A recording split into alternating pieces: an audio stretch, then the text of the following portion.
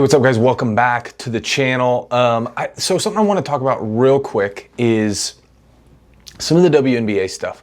I think it's been at the forefront of a lot of people's minds in a way that it really hasn't been. And I'm going to get into some scripture here in a minute, but I just wanted to talk about it from my perspective. So just a little background. I live in Las Vegas. My apartment complex was where a lot of the Las Vegas Aces used to live. So been around a lot of girls in the WNBA. We had a lot of girls that would come to our Bible study when I was in Oregon State. So been around it. I had two aunts that were on a national finalist team in NCAA Division II. Both maybe could have played in the WNBA. And so I've got a lot of proximity, but I will just say I don't think I've ever watched a basketball game to its completion. I've never watched all four quarters. I've never been to a women's basketball game. I could not, up until last year, tell you a single player on a women's basketball team. And that's not any shot at them. That's not any shot at the sport itself. I do personally think they should drop the goal, a half a foot to create dunking. That's just my personal opinion. But it's just not a sport that I indulge in, that I watch. But I will say the last 2 years specifically, Caitlin Clark coming into the league has been huge. The WNBA is on everybody's mind. It's on everybody's radar. It is a cultural thing now, right? That people are sitting here and we're talking about it. The fact that you and I are having this conversation, or I'm talking to a camera about this, is not something that I would have ever predicted would happen.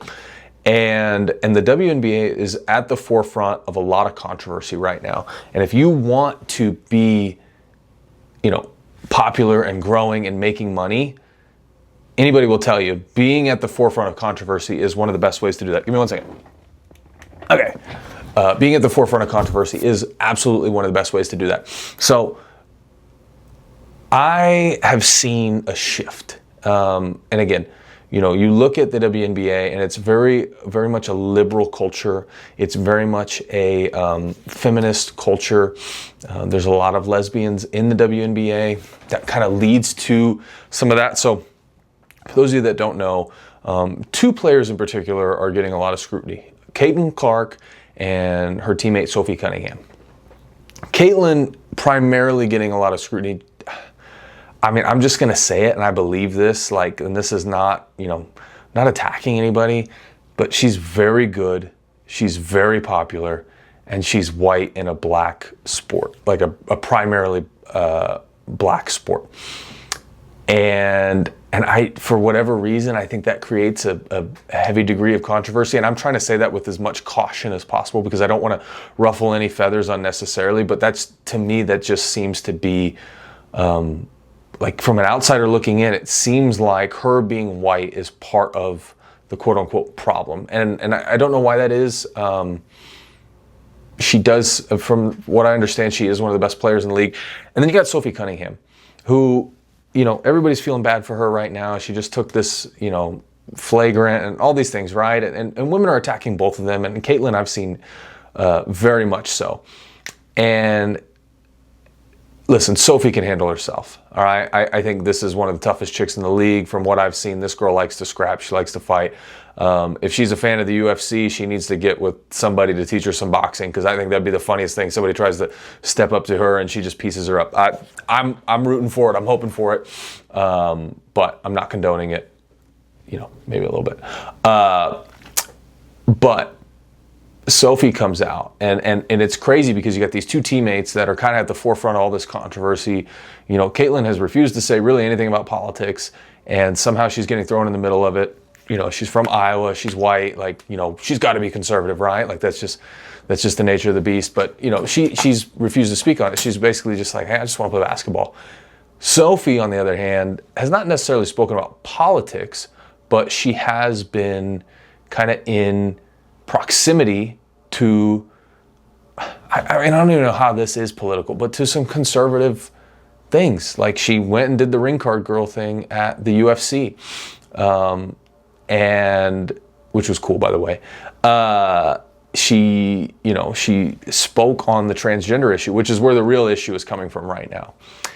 And so she's been thrown in the middle of this, and the WNBA is really kind of in a pickle, because they're gonna have to take a stand at some point and say enough is enough, or no, we're gonna let men play in the WNBA. But somebody asked her, about women's sports and about, transgenderism and all this stuff. And listen, this is not a slight on anybody that may think that they're in the wrong body or may struggle, but ultimately there's a delusion going on. And again, I'm going to read something here that the Bible kind of talks about that I think definitely, and there's probably better scripture. I know in Isaiah there's a verse that kind of speaks a little bit more eloquently to this cultural phenomenon, but I think what you're going to see here is good too.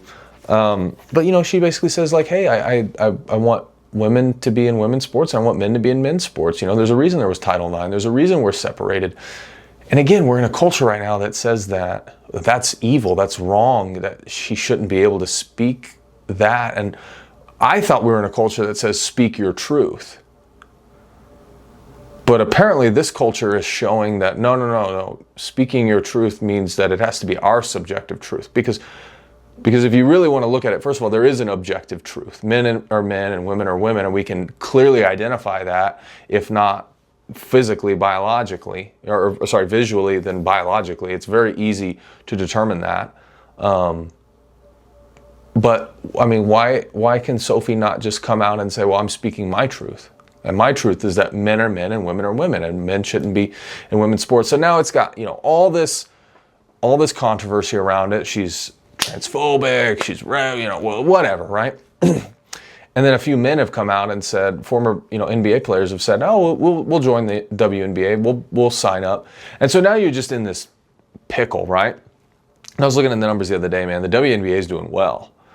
Like, if you would have put in 5-10 years ago, you would have 40x your money. So the WNBA is doing well. And I think these two women are at the forefront of that. I think they have to be looked at as the reason that paychecks are going up, team evaluations are going up, is because of this controversy, because of these things outside of the sport. So, but at the end of the day, the WNBA is going to have to make a decision. I did want to read a verse here in 2 Timothy chapter 3, a couple of verses actually, that just kind of speaks light to what we're going through as a culture and some of these things. And I do want to say, encouragement to those two ladies that are doing it. Again, I'm not a huge WNBA fan, but I would watch if they were playing. If it got turned on, I wouldn't turn it off. I'll go as far as to say that. But, I'm encouraged by them. I'm praying for them. And I think, anytime somebody changes a sport, whether it's a Jackie Robinson or whether it's a Caitlin Clark, there's going to be a lot of things come your way. And so my prayer and my encouragement is that they are tough enough to weather the storm. Another one, Riley Gaines, obviously going through the exact same thing. Being called all the worst things in the world that you can call a woman. But I want to read this. It's 2 Timothy 3, verses 1 through 7.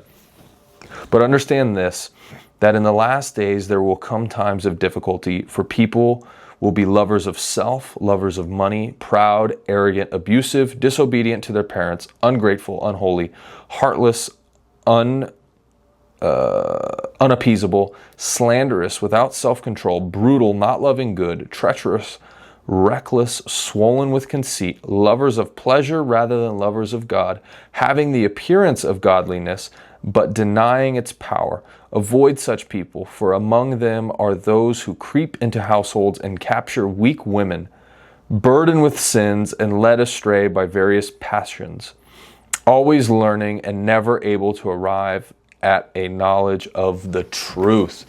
Golly, does that not speak to the culture right now? Like, always learning, but never able to arrive at the knowledge of the truth. I mean, what is this? Like, what is this if not that? Oh, I got a phone call.